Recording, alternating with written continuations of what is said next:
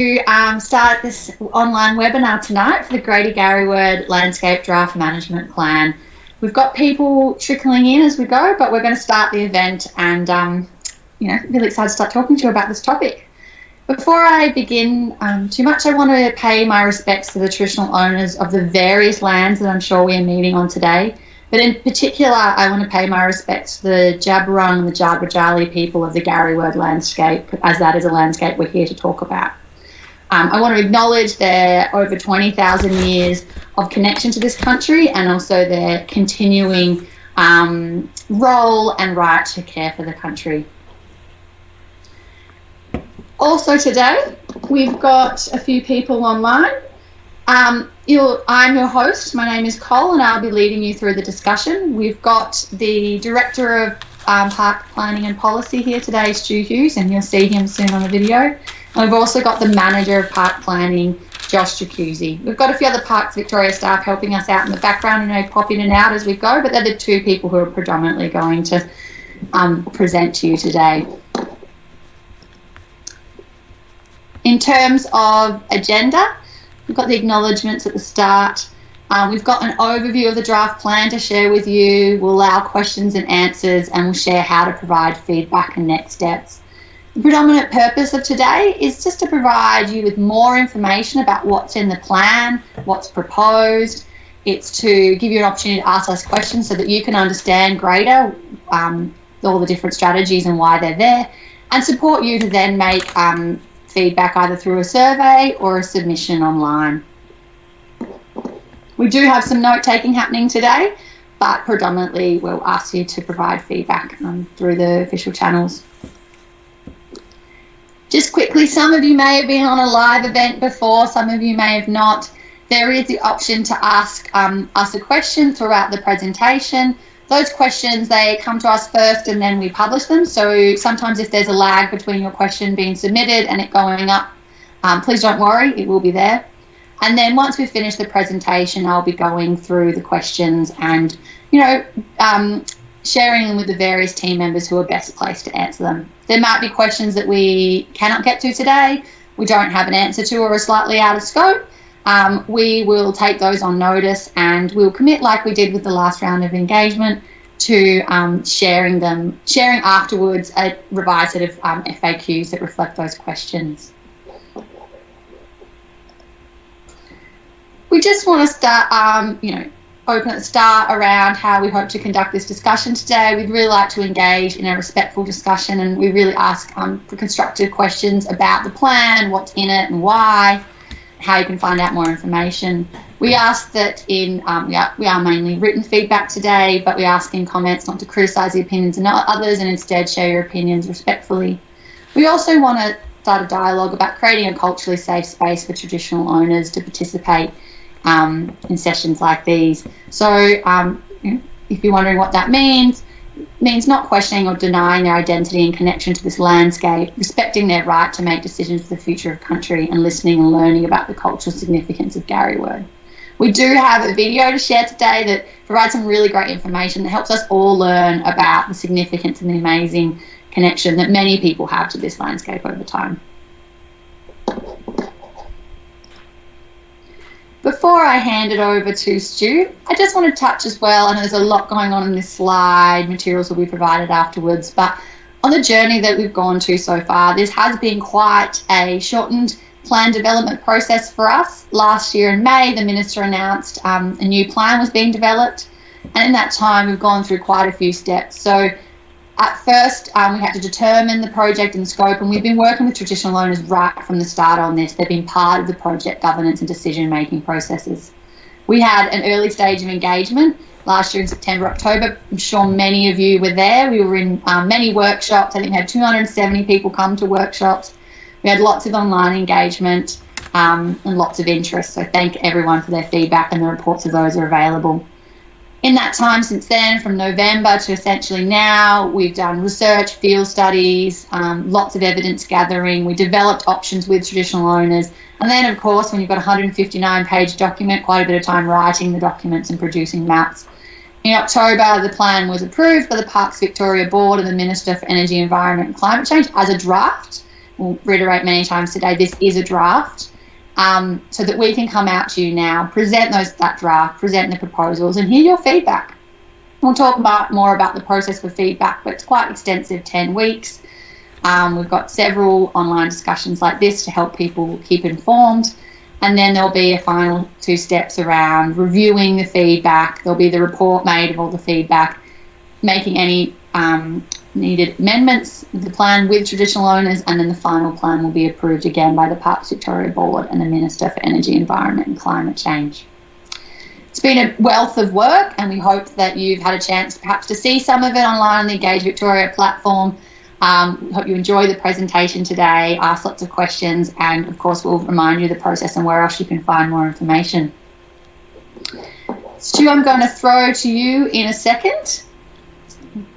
And he's going to, again, Stu Hughes is the Director of Policy and Planning at Parks Victoria, and he's going to talk you through what's proposed in the plan. But before I get to that, actually, I'm going to share a video with you that was being prepared. You may have seen it online. And we hear from the 3 traditional owner corporations in this. Bear with me for a moment.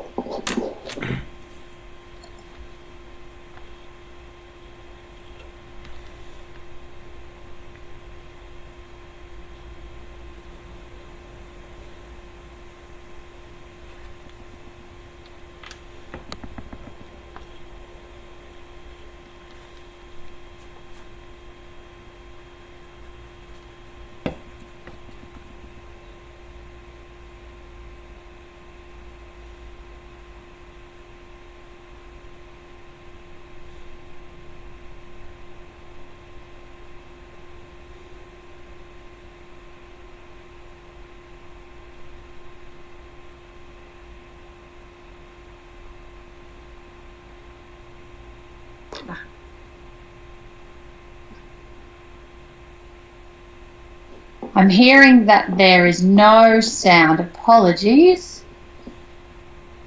It may be... I'm not entirely sure how to support that. I'm really sorry. We'll post a link to it. We'll make an announcement. We'll post a link to it in the chat so you can watch it yourself. The purpose of the video just talks about the cultural connection to the landscape, and also the purpose of the plan and what we hope to achieve. So we'll make sure that we share that with you. Apologies, we're all still learning in this online environment, and at times it can still be a bit tricky.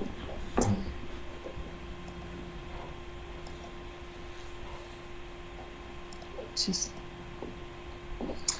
Stu, I'll hand over to you to start sharing about the plan. Thanks, Cole. Good afternoon, everyone. I'm Stuart Hughes. I'm the Director of Park Planning and Policy with Parks Victoria, and I'm thrilled to be able to go through what is a very significant plan for the future of Victoria and the significant landscape that is Garryword. Unfortunately, you couldn't hear from that video. There's quite powerful messages and insights from our traditional owner partners. Similar to Cole, I wanted to pay my respects to traditional owners and acknowledge them. Through the plan, we have the tremendous privilege to be able to spend time with traditional owners, the knowledge holders, the people that have lived and breathed the landscapes for tens of thousands of years and really understand country, understand the park, and what the video talked about was bringing together the connection of everyone now into what the future for the place can be. So I wanted to pay my respects and acknowledge traditional owners. We're going to go through a bit about what the plan is and step through some of the key themes and strategies. But the first slide here, we just really wanted to reinforce it's a draft plan, as Cole said. It's a pivotal part of the planning process to be able to frame up what the concepts, information we've gathered, what does that all mean, and through the draft is test those concepts with the community and hear more insights and ideas and concerns, and to help us then have a really, enduring plan that will really guide the future of the landscape.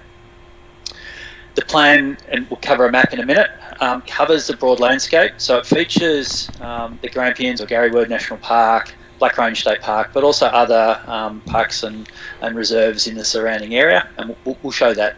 So a lot of the strategies and aims that we'll go through do apply over more areas than just the Grampians itself. We're building on, the plan is built on conversations we've had with community. We ran engagement sessions about a year ago, September I think, last year, and had lots of conversations with partners and stakeholders since. So we're hoping that it builds on ideas that you may have heard at engagement sessions, or most importantly, you're able to help us now with your insights and ideas. And we'll go through at the end. We've got an extensive period for consultation to hear your views and have plenty of opportunities to have engagement in coming weeks. Thanks, Cole.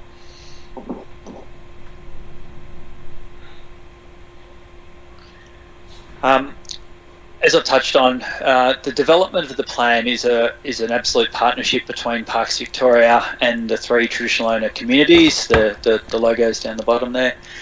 The plan is a very very strong in the forward and in a lot of the narrative around the cultural landscape, where it's in traditional owner voice about what has tens of thousands mean for people and the landscape, and in particular what's the last couple of 100 years mean for change for how new people in the landscape. What has changed from, I guess, new plants, new animals, new activities. So really, if people do have the chance, and I implore you, read the plan from end to end. A lot of narrative from the forward and early sections that is very much the traditional owner insights and their aspirations for the future. Furthermore, we've got the plan is bringing together a lot of government policy, a lot of law in how Aboriginal rights are protected, Aboriginal values are protected, and it's a really important point. There's it's a management plan for a landscape is always a combination of the biophysical, the plants, the animals, the landscape, but also people, and the traditional owner dimension to a management plan only enriches it, but it's also making sure it's delivering on the inherent rights that traditional owners have to continue to care for country. And as I said, it's been an absolute partnership in how the plan has been developed. So it's not there's no consultation or whatever. It's an absolute empowered partnership. So anything you see in here is as equal between Parks Victoria and traditional owners in setting the directions, the draft directions, and what's been led to those directions. Thanks, Cole. Just a representation from the plan about the areas that are covered. So we've got a 180,000 hectare landscape we're looking at. It covers all the parks and reserves managed by Parks Victoria. It has regard for other areas like State Forest and the like, and a lot of the strategies and directions are as much about community in surrounding areas, not just the actual parks and reserves that Parks Victoria is privileged to be the land manager, but wanted to give a sense of the scale of the plan and also those other places that might be of interest to yourselves. Thanks, Cole. Now, before I get into the actual plan itself, a management plan is an incredibly important document and tool for the future of the landscape and the parks and reserves. As I've touched on already, in primacy, it's delivering on what the laws mean for the protection of natural and cultural values, and delivers on government policy. And one you would already picking up is around government's self-determination policy for traditional owners. So our job as planners is to understand what all those laws and regulations mean and be able to articulate that through the plan, building on where we've got knowledge about things like plants, animals, how people recreate, and in weaving in other strategies that other government partners do, and understand, all right, what's being protected, and then creating a vision for what the future of the landscape is to be, So really trying to set a future, not just what is happening now, but really see what change and growth and other how communities may evolve, and also how the park may evolve. And then what it does is giving a great framework to hear ideas of people about how they want to enjoy the landscape. How do you want to feel connected? How do you want to learn more about the landscape? How do you want to make sure your business is thriving and successful as part of a nature-based tourism offer? If you're surrounding the park, how are the fire management strategies going to impact safe communities? So the strategies is where we're really keen to hear. Have they been the combination of protecting what's important, but also allowing and supporting activity and use?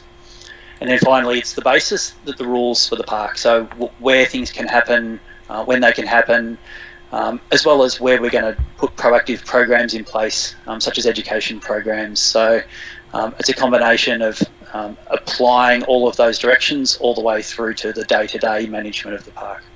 Thanks, Cole. And I've touched on already, a real challenge for the planning process is understanding what all the laws and regulations are. And on this screen, just trying to give a sense of the diversity of them that are at play. In particular, land-based acts like the National Parks Act, social ones around things like Aboriginal Heritage Act to protect the rights of the culture of traditional owners, and some that are Commonwealth legislation, some state legislation. So, thanks, Cole. Now getting to the plan itself.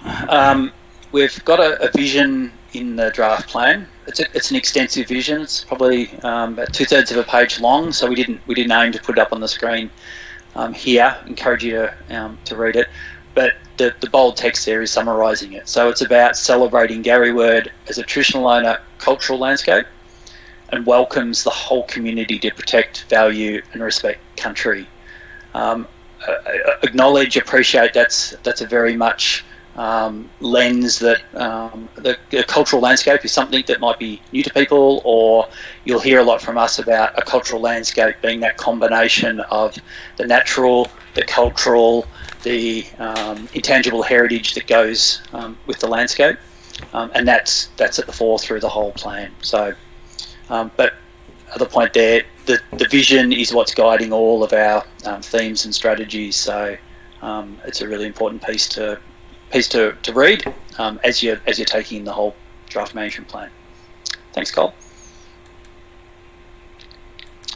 Now the plan's arranged in 4 chapters. The first one, you've heard a lot already from me about that cultural landscape, and making sure that landscape is understood, protected and can change over time as well. The second one's about healthy country. So this prominently is all the strategies to protect the plants, animals, the geology, the water flowing through the landscape, how we're managing fire in the landscape. So making sure that those, what is really special and significant about Garryword, the natural landscape is only protected and can change over time. Experiencing Garryword is about how any of us can enjoy, connect, appreciate the landscape. So all of the reasons people might visit the area, go for a bushwalk, go rock climbing, bird watching. The Experiencing Garryword section really goes through those recreational activities, those services that are supporting tourism and the like. So really important, and a lot of the commentary that we're hearing already, we're talking to people about, is about those recreational activities. And the last one is how we bring it all together, how we continue to learn about the park, the landscape, the people who enjoy it, how that's informing our ongoing management, as well as the partnerships that we want more of, we want stronger ones, about how are we implementing change, how are we protecting the park, how are people feeling really connected to the park and the landscape. So that last section is a bit about how we're implementing the previous 3 sections. Thanks, Cole. So just going through one slide for each of those sections there. So Some of the proposed strategies around the cultural landscape is recognising it first and foremost. A bit of what I've articulated there, but it's compelling reading in the draft plan to see and hear through the words what the cultural landscape means for the traditional owners and how the landscape has been over tens of thousands of years. So some great information, really great information about what the creation of the landscape is, the intangible heritage, the creator stories, how to read the landscape, the night skies, the features within the park through that sort of lens of what the intangible heritage is in the landscape, and providing people like myself the opportunity to connect with that, connect with that information. An important part of the plan is to look at renaming features, renaming the park, renaming features in the park to traditional owner names as a recognition, and also to help anyone in the community connect with that name. And the more you understand what that name means and represents, it's only gives you a deeper connection to the landscape. The plan does recognise also there's lots of we've got 3 different traditional owner communities. Lots of time needs to be spent with traditional owners to understand what is the appropriate name for any feature, any part of the park, any part of the landscape. So we propose lots of names, but we also need to spend more time to understand what those names could or should be. The support traditional owner access to country is not just about what the landscape has been, but how traditional owners can continue customary practices. They can continue to modify the landscape so it can continue to be as it has, and how it's resilient and culturally appropriate into the future. So, and also time for traditional owner communities to be together on country. Brambuck is a really important focus in the plan, and an important focus for traditional owners and Parks Victoria to plan for a new future for the facility, reinvigorate it, allow it to provide more opportunities for information, part of broader services like guided walks through the park. So we're going to be doing more and more work on what the reinvigorated Brambuck can be. And the last point's what we hear a lot from the community is how to connect with the knowledge of traditional owners, how to hear from traditional owners, how to participate in programs that are based on the cultural heritage and the people. So a really important aspect is how do we continue to share information, knowledge and connection directly with traditional owners. Thanks, Cole.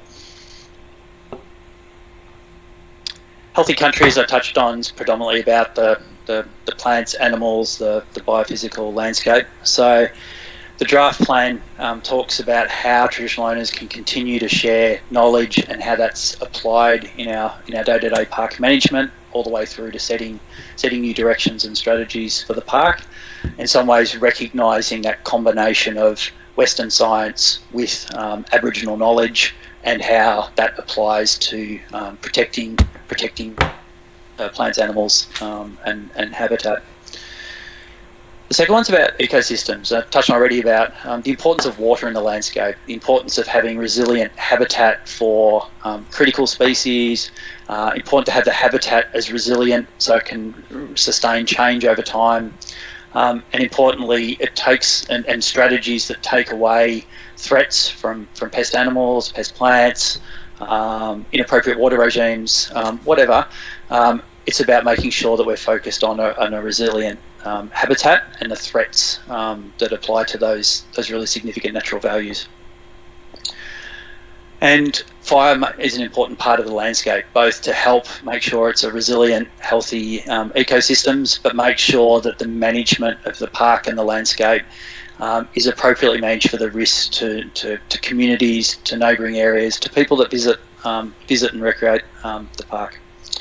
And I've already touched on the challenge we've collectively got for climate change, and the focus for our environmental programs is about resilience and removing threats, so that over time Garrywood can continue to be one of the most special places in Victoria, Australia, the world, for its flora and fauna.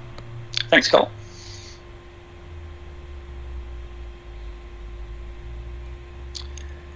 Visitor experience and tourism is how people are enjoying the landscape now. How we want to make sure people do continue to enjoy the landscape. The activities people enjoy now can continue. How the local, regional, state economy can be really strong and resilient around providing services for visitors, and we've got strong townships, and Gary Word is seen as an important part of the, I guess, regional economy, but also state economy. So the plan does get into a lot of detail about the kinds of activities and uses and the support for economy. So the first one's capturing a few different themes around managing people through the landscape, having corridors, supporting camping at Zumsteins is a new idea, and we'll talk a bit more about camping, and also new concepts like trialling a shuttle bus to handle the carrying capacity challenges we've got at Gary Word and many other parks across the state. We're near the final stages of implementing the Grampians Peaks Trail, and so the plan is recognising the importance of the Grampians Peaks Trail, further integration of what that means for connecting trails, trailheads, what does it mean for supporting new tourism services and offers, supporting traditional owner-led cultural tours. So the GPT is an important feature of the draft plan, and the plan really is about how to continue to build on what has been done, what will be opening up, and how can continue to support a really active walking. The place is a walking destination. I covered Brambuck and some recent announcements about further funding to be able to really continue to plan and implement change at Brambuck. So great thing. We've already had discussions, some concepts that are in the draft plan about what change could look like at Brambuck. We've now got some means to be able to continue the planning for that.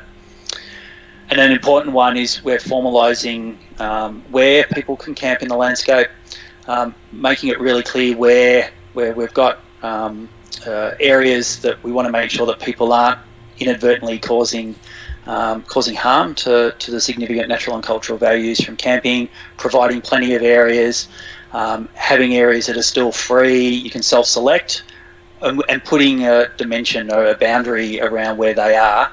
And they're the popular ones that people enjoy now. So we're really trying to support people to be able to continue to camp on country, camp in the park, in the ways that people have, and we're just trying to make sure that we're still protecting the values that might be at risk in the landscape. Thanks, Cole. A key part of the planning, key part of what we hear from community is around creating a contemporary management to rock climbing and bouldering. It's been something that's grown dramatically over the recent decades. We haven't had a management framework in place. It has been unplanned, unregulated, and so the draft plan is really a reset about what is climbing in the landscape. Really importantly, the plan talks about where climbing can continue to occur and the diversity of where the climbing offer is through the landscape. So first things first, climbing is continuing in the landscape as per the draft plan. What we've put in place is clear information about where the proposed sites would be, where climbing could continue. Climbing can, once we do further assessment work, where climbing could occur with the right controls, mitigating strategies, and also areas that we've already identified as having significant natural and cultural values, and climbing's not appropriate from when the final plan's complete. We've introduced in the draft plan the concept of a permit.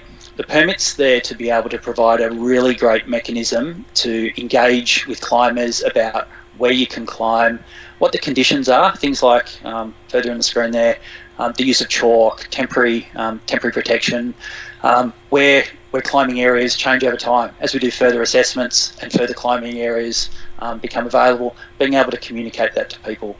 And also very practically, as a park ranger by heart, want to avoid having the park dominated by signage about where you can, where you can't, what the conditions are. So the permit, a free permit, provides a great mechanism for us to provide complex information to climbers, gives them the mechanism to be able to climb.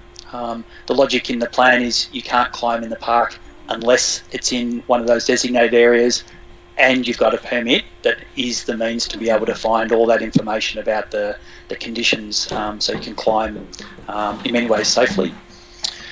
And I've touched on in the third point there that we've got concepts in the draft plan about things like the colour of chalk, trying to reduce any visual impact. We recognise chalk's an important safety measure, as are things like protection, whether it's bolts in the landscape or temporary protection.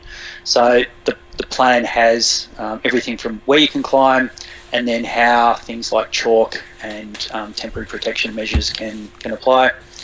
We've got no events, no climbing events to be held in the park, and that's to manage the surge impacts of having large events where the primacy of the plan and the park is to protect the values. So that's another feature there. I'll keep on going, Cole. I've done a quick summary there of a lot of complex information about climbing and bouldering. We also, obviously the plan covers a whole range of other activities that people currently enjoy now. So quickly going through, continuing obviously bushwalking and hiking in the landscape on designated tracks. Cycling would continue the way it is now, with mountain biking only on public roads. We recognise there's other opportunities in the landscape for mountain biking, but we've still got cycling occurring, and good information in the draft plan about that. Dog walking, as is now, is prohibited within the national and state parks, but in other reserves in the landscape can continue on the specified on-lead areas. Campfires, we have campfires in the landscape now. The draft plan has for campfires to be able to continue in fire pits. So it's using fire pits that are in the landscape, not digging them in an unplanned way and causing the risk of impacts to natural and cultural values. Camping I've touched on is in the we've got plenty of campgrounds and campsites in the landscape, and it's reinforcing that camping can continue in those designated areas. Hang gliding and parasailing was a feature of the park decades ago. The current management plan in effect doesn't permit it, and the draft plan is keeping that same settings. Covered rock climbing and bouldering, and horse riding, to continue on those designated tracks that it can people can ride now and into the future. Thanks, Cole. And final slide, lots of information, everyone. Where we apply through all our management planning the notion of zones and overlays to describe where areas that are protected, and protected often in legislation, about where they're reference areas or remote natural areas where it's really about protecting what the landscape has been and it's not about change, all the way through to having overlays and areas that are all about activity and people enjoying the landscape. We've had a challenging conversation in recent years where a lot of the recent change about where people can climb has been through the special protection areas that are in the current plan. What we've sought through this draft management plan is to be able to describe to anyone where you can climb, not have the challenge of people understanding what is a special protection area, where is it, what does it mean for my activity. So we're trying to remove that ambiguity or uncertainty for people to understand what can happen in the landscape. And probably the final one before I hand over to Cole there, the notion of sky country. It's we plan for the park, the sort of the terrestrial elements of the park where we're protecting the plants, animals, and enabling use. What this plan does, which I think is a really powerful and wonderful thing, is talks about the intangible heritage that traditional owners have about sky country, where ancestors are in the landscape through the stars, and provides the overlay to protect those landscapes that are really special and important. We had an image up earlier of one of them at the balconies, and how we can connect people with the sky country. What does it mean? And also make sure we're protecting that from any harm. But really, a great educative way to connect the stars and the land and the heritage. Thanks, Cole. Over to you. Next steps. No worries. Thank you, Stu.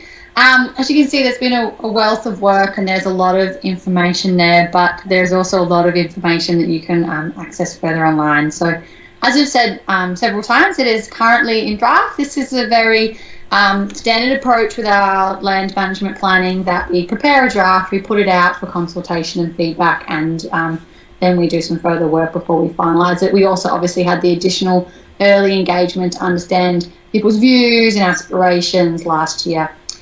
We've got 10 weeks for it. It's a relatively long time, longer than some of ours, but that's acknowledging this is a plan with a high level of interest, but also we're coming up to Christmas. So launched last Wednesday, 11th of November, and will be open until the 24th of January. We really want everyone who's got any interest in this landscape and in the plan to provide either a survey online, so engage Vic, or you can email through a submission at parkplan@parks.vic.gov.au. All this information is available online. You can obviously get in touch as well. We will accept hard copies if you prefer to mail in, but our preference is email. We wanted to flag, there's a lot of supporting document that you can find on Engage Vic. So the full plan is there, so it's about 159 pages. There's also summaries of some key elements. There's many maps. I think the back of it, there's at least 11 maps that walk through the different designated climbing areas, as well as zoning maps, fire impact maps, landscape maps. We've shared a lot of summary reports on the archaeological work that was done, so there's quite a lot of detail there, and perhaps probably one of the extensive sharing and preparation work we've done and provided with a draft management plan like this.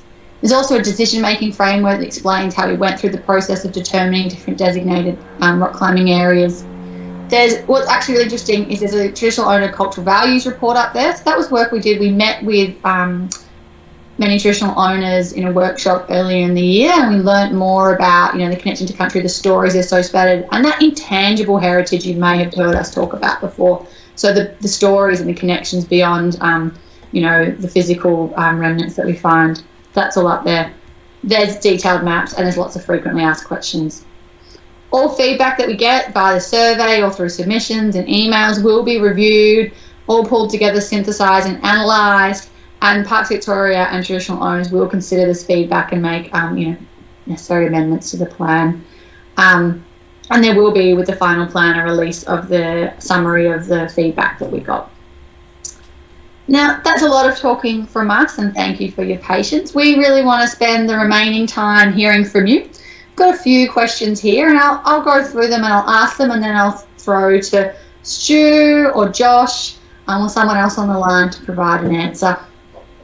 So the first one we've got, which unfortunately we may not be able to answer today, but we'll see if anyone can. Do we know yet a reopening date for Brambuck? Is that something Josh or Stu might be able to help with, or is this something we might have to take on notice?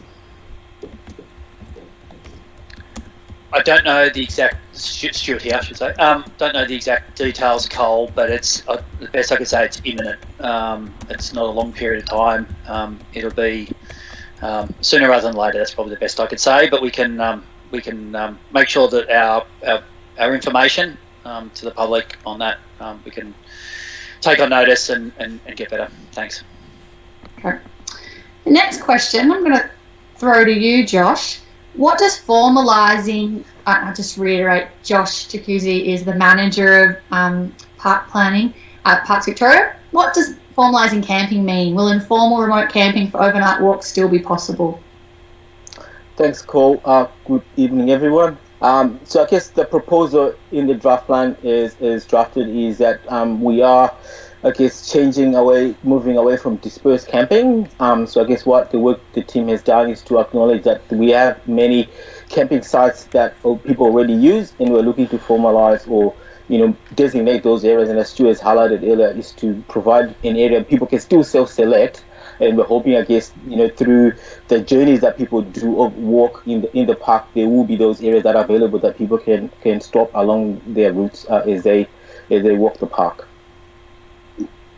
Thanks, Josh. So there's going to be plenty of opportunities for places to camp, but we will encourage people to stay in places that we've identified, but we will be identifying and recognising many areas. And one thing we want to say as well is if there are additional popular areas that people camp right now that might not be in the plan, please let us know and we'll make sure they're recognised. I'm going to keep with you, Josh. Next one is, what about trail running events? There's very few hikers who complete the GPT due to being difficult for 95% of the population, but Australian trail running community can't wait for the GPT to be finished. So trail running, Josh, yep. Thanks, Cole. The plan currently supports trail running in the park, and obviously we know different types of trail running, whether it's a park run or things like that. But obviously, once it turns to an event, it triggers event permit. But the plan does support trail running. Thanks. Thanks, Josh. Stu, I'm going to throw the next one to you, and I'm not entirely sure, but perhaps you can provide some background on this. Why are the designated climbing areas not based more on areas that rely on temporary protection? Not entirely sure the question there, but perhaps talk about, what values are there and designated areas. Yeah, thanks, Cole.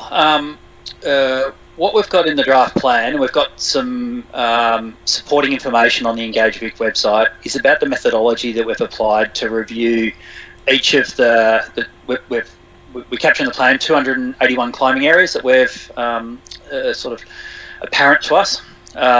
We've gone through a process where we review whether those areas have significant natural values, like habitat for rock wallaby, for example. And also we've undertaken an enormous amount of cultural assessments for those areas that we've been able to say, are they planned to be opened or not planned to be opened?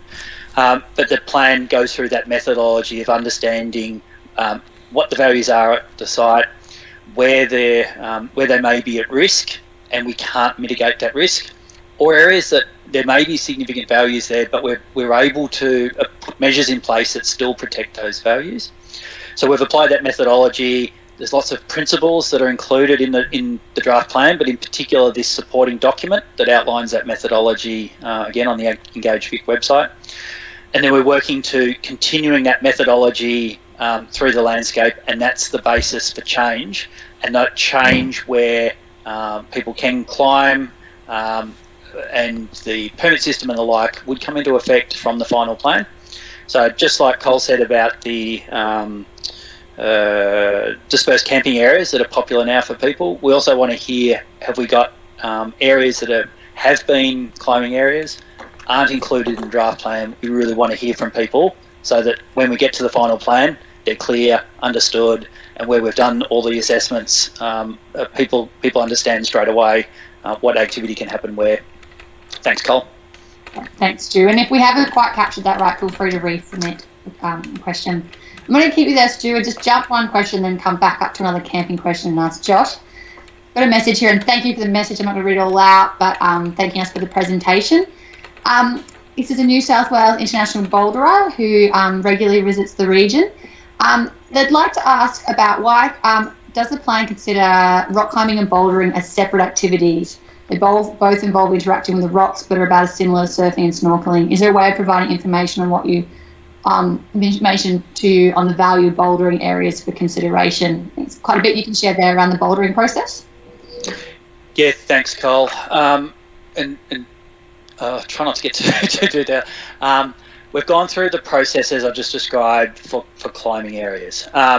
We also recognise that bouldering is a distinctly different activity insofar as it's not using bolts or the like, it's still using chalk, but it's using other means like mats at the base. People traverse sort of across walls, across overhangs. We often have a density of people using these areas, and also a lot of the the most, and our documents and supporting information outline a lot of the most significant cultural fabric, the tangible heritage, the intangible, is within that first 5 metres of the base of the land. So what we do see bouldering as having those different threats to values. What we've committed to is, so the draft plan has that there will be a limited or select number of bouldering areas that we will look to be able to establish within designated climbing areas. We still need to do that further review about where those bouldering areas could be, and our commitment is by the time of the final plan that's clear and well communicated about where those bouldering areas are. I encourage anyone, and I'm learning more and more about climbing and bouldering by the day, to have a look at how we've represented the different types of climbing, the different and bouldering in the draft plan to understand what we see as the threats to the landscape, but also the commitment to identify areas that could still be designated bouldering areas in the future.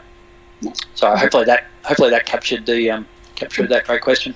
The draft plan doesn't currently have, it's still working through what the bouldering areas would be, so we recognise that, and we really encourage input and feedback through email, and also there's options to share with us extra areas in the survey. So I'm going to throw to you for 2 campground questions. Will formalised camping be provided at no fee given the free option is being discontinued? Thanks, Cole. Yes, I guess most of the areas that are currently free will remain free, but obviously there will be camping that is associated with the GPT, and I guess the plan does specify with the camping areas that have a fee will be attached to. So it's just not necessarily, even if they become a designated, does not mean they necessarily become fee paying overnight? No, they'll be free, continually to be free. Thanks, Cole. And do you know, you may or may not know this one, Josh, why close Boryang Campground? It is an established and popular spot with existing facilities. Thanks, Cole. I guess that what the team there have been looking is, Muramura is what we're proposing to replace Borang. So it's and we think we can provide a better experience in that site.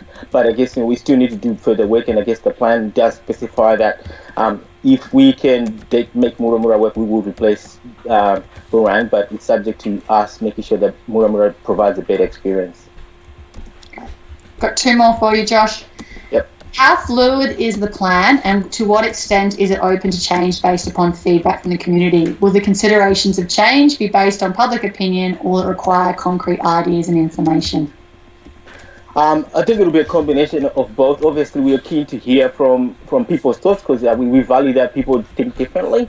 So obviously that's why I guess we are seeking feedback on the draft proposals. But also at the end of the day, we also, I guess, like the plan is a big document. It also goes into detail about why we have made certain proposals, obviously. So we need to hear, especially from our community, about what we have missed and matters that we want. That will inform any changes to the plan. But yes, the plan is draft. We continue to say it is a draft, therefore it can change.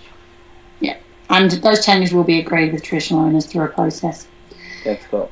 Once the last one for you before I throw it back to Stu, once the plan is approved by the Minister and the Parks Victoria Board, what are the steps to translate it into something where key elements are legally enforceable? Thanks, Cole, and I guess you can add more into this one. So I guess, once the plan is put in place, we do have supporting regulations that help make motor strategies enforceable. We also prepare set-asides as well that help us, educate or make our directions of the plan enforceable as well. But obviously, I think I guess for us, it's quite keen to get feedback at this moment before we get into implementation of the plan, because obviously the plan can change as well. Thank you. So I've got some questions for you. Is there anything you want to add to that? Yeah, thanks, Cole. And part of the presentation I went through was trying to build that chain between, we've got laws like the National Parks Act that govern how the land is to be managed.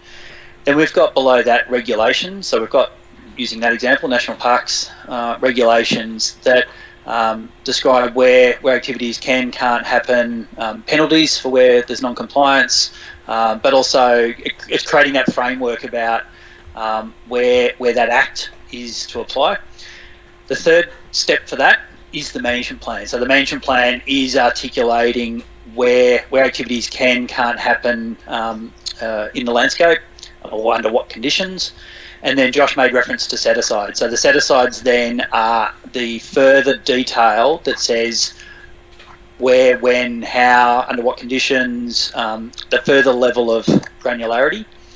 What we've committed to is renewing the management plan, that is resetting, renewing how all those acts and regulations apply and values are protected. Then we will refresh the set-asides based on the final plan. So hopefully that wasn't an overly technical. The way the change will be enforceable is once we have that final plan and we renew the set-asides, and then we work really hard on all the education, any change that we've committed to realising, and then and making sure that we're monitoring the behaviour and making sure people are compliant with that change. Thanks, Cole. And I'm just acknowledging we're getting close to time, so I'm going to just commit to finishing the 21 questions we have here. Any additional ones, still submit them and we'll follow them up later.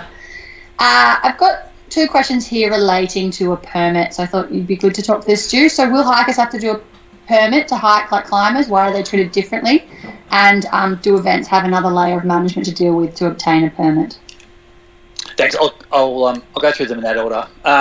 The permit for the proposed permit for climbing is a great way to be able to relay a lot of that information about what are the special conditions to be able to climb in the landscape. So to make sure the values are protected, make sure it's done safely, but there's no unintended harm or consequence from the climbing. So really the ability to climb in those areas is conditional on people working to those conditions.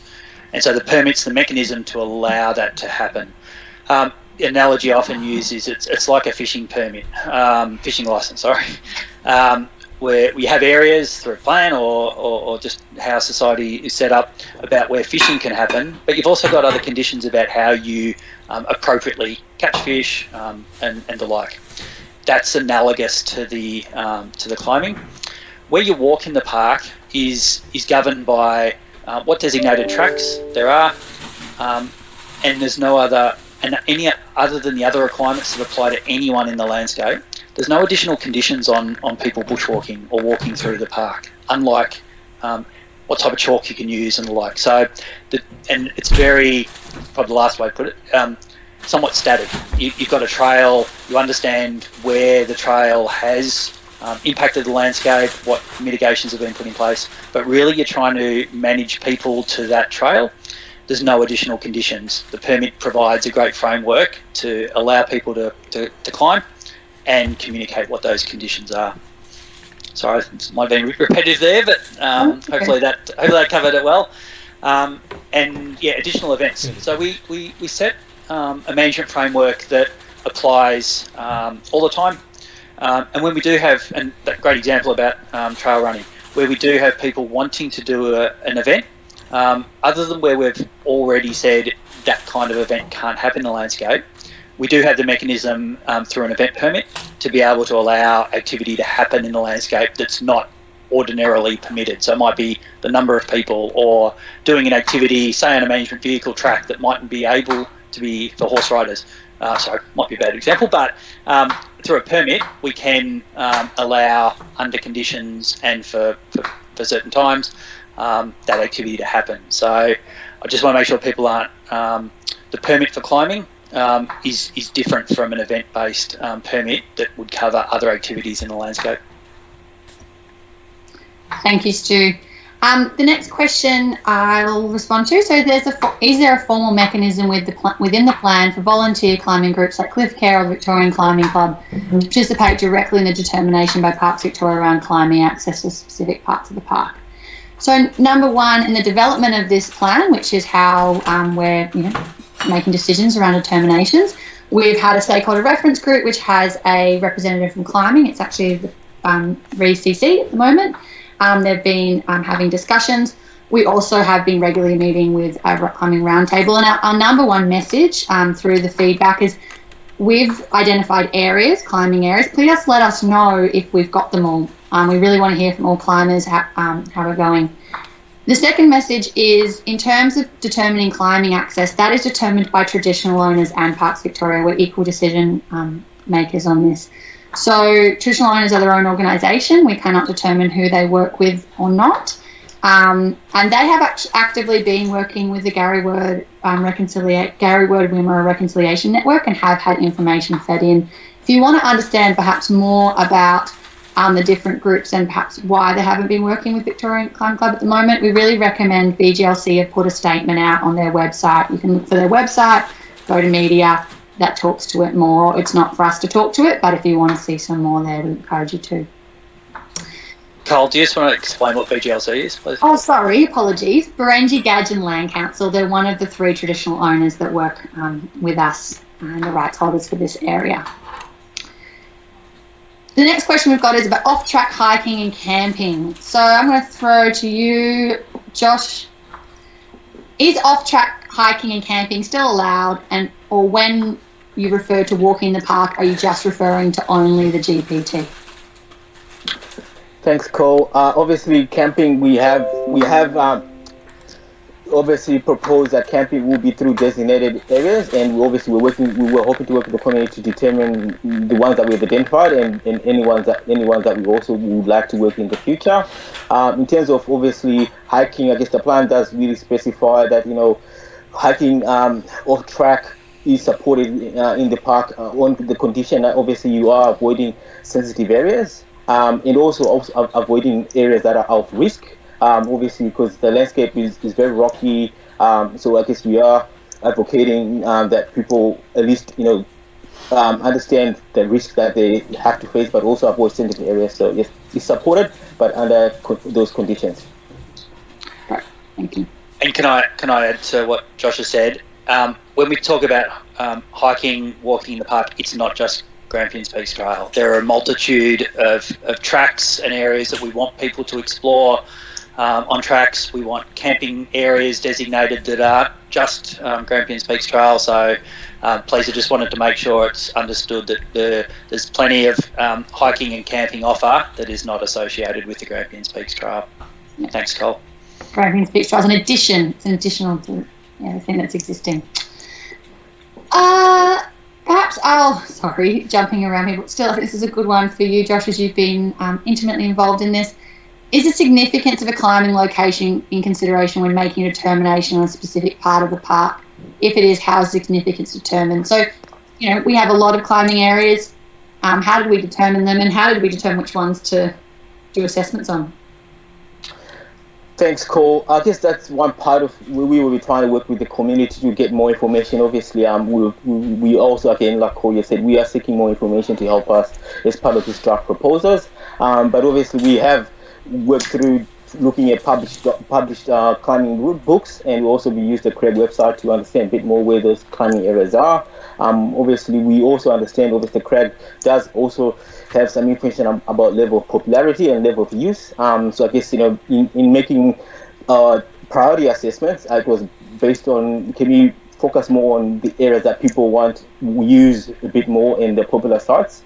So it's not, and obviously we have more assessments to be done, but it's only based on information that we had at the point in time, and obviously we are seeking further information as part of this process. Yeah. So please let us know. The next question, I'll touch on this because we've had this question a few times before. So given the threats to the values in the park, what are the measures going to be taken to manage hiking and access to sensitive sites such as Hollow Mountain Cave? So we have been receiving information about potential threats around some walking tracks to that area, and the local team are reviewing that and looking at that now. And, when there is a threat to values, we will take action as appropriate. Just wanted to share that, and we have received those and we will be looking into them. The next question, which I think I'll throw to you, Stuart, touches on the sense of a cultural place. So if all the tangible heritage is within the first 5 metres of the areas, then why are the complete areas banned from rock climbing rather than avoiding the specific heritage areas? Thanks for the question. Hopefully I didn't say all. Much of the tangible values are at those areas where they're quarry sites, they're rock art sites, close to ground, and the like. So please, and if I did say all, that's in error. The assessment is a combination of the tangible values, as I've articulated, where you might have intangible values as well. So whether it's a rock overhang and it's what that means for traditional owners and the potential probability of rock art as an example. And also the Aboriginal Heritage Act, and I'm not an expert, but the Aboriginal Heritage Act talks about Aboriginal places. So it's not just the tangible value being at a particular location, it's that combination of what that tangible value is, what the intangible values are, and ensuring at a place those values are able to be protected and that place is able to be protected. What we've sought to do, and we're really keen for feedback, is where there are areas that might be at scale climbing areas, where we can still understand what that Aboriginal place is that needs protection, but where there might be opportunity to break up a climbing area into two areas. We have done that for a few sites within the draft plan, so hopefully people can see that. But we also want to continue both assessing where the values are and taking that approach I articulated, that still understand, are there measures in place that we can still allow climbing that doesn't cause that risk. So it's still, I guess, the same principles as there. When we understand what the values are, can we still allow things to happen? And when we get to that threshold, we think it's too great a risk, that's where we've gone to the climbing not allowed category. So hopefully we're still on a journey to continue to find out more, continue further assessments, and hear from the community where we could take an approach to still protect values, but allowing activities like climbing to happen at any location. Thanks, Scott. I want to reiterate too that some of those areas that are currently not designated is because there's also environmental values, and it's about habitat, particularly of endangered species, which is quite a broad space. I've got one last question here, and I've had a little scan of the ones in the back, and one more there as well, and then we'll wrap up. So how can the continued deaths at Mackenzie Falls be allowed in this plan? Is it not considered a threat to the cultural values of traditional owners? I'll take that, Cole. Yep. And this has been a great discussion with traditional owners. We're not satisfied right now about the level of deaths that have occurred for people at Mackenzie's Falls. We want to continue to do further planning to make the area safe, make the area still as an attractive destination. It's a really wonderful, popular place. We want to do other things like enhancing, say, the car parking and other facilities there, especially still on that journey from where it's been bushfire impacted. I've heard myself, so I can say it, from traditional owners, that the notion that people coming onto country and not being safe and the drownings that have happened are important. Again, I'm just reflecting what I've heard from traditional owners. So what we need to do is do some further planning to make sure that the area is safe, the walking trails, the car park, everything is only enhanced.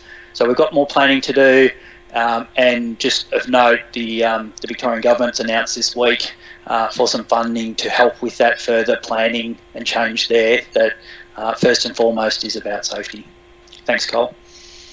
Thanks, Stu. And there's just two questions that quite relate to each other in the ones that weren't published that I want to share, because I think it's a really great way to wrap it up. And that is, has the government committed funding to make these aims happen, or, what is the extra levels of staff sufficient to make these fantastic proposals be enjoyed? So how do we make this happen, become reality? I'll give a really simple answer. Let's hear what needs to be in the final plan. Let's finalise the plan. As I've touched on a couple of times, government is investing in change even this week. So we've got a great forum to be able to continue to deliver things like making Mackenzie's Falls safer, or reinvigorating the offer at Brambuck. So government is investing. We have a park that we're continually looking at the quality, the scale of, say, our environmental programs, and where government's investing in those programs, and we're continually challenged, like everyone in the public service, about we've got aspirations for just how much we want to continually invest in great facilities, great environmental programs, great education programs, and the like. It's never enough. But what I'm always buoyed by having a plan is it creates a great framework for new partnerships, new investment, and a real roadmap for where people, government, philanthropists, anyone can continue to invest in the park. Thanks, Cole. Great, thanks, Jude. Stu there was referring to, there were some announcements by the government this week about money to help, particularly with Brambuck, which is really interesting, which is great to hear. Just want to share the slide again. Thank you all for listening tonight and your patience. Probably like me, you're probably in a hot room and we're finally allowed to get out and travel, so we really do appreciate you making the time for this. This is a shorter version. There will be some more sessions happening. Next week there's 2 and there's 2 the week after, and they're more of the numbers are capped, but they're more of an active discussion. So if this has sparked an interest and you want to go to one of those, there's still spaces available. As we reiterate again and again, the plan is a draft. We really want to hear from all of you. Hearing from you really helps us make this as robust and supported as we can. So please jump on Engage Victoria if you haven't already, or email through to us. That would be greatly appreciated. That's it. I'm going to say thank you, Stu. Is there any final words you want to say? Getting myself off mute. No, I really appreciate some really insightful and diverse questions. I want to recognise all the work that's gone into this plan, and it's only going to be better, richer, and a great blueprint for the future of the landscape through everyone's feedback and submission. So I just wanted to thank Cole and everyone else that's helped with hosting this tonight. So on behalf of the Parks Victoria team, thank you, everyone. Thank you so much, and have a lovely night. Bye. Thank you.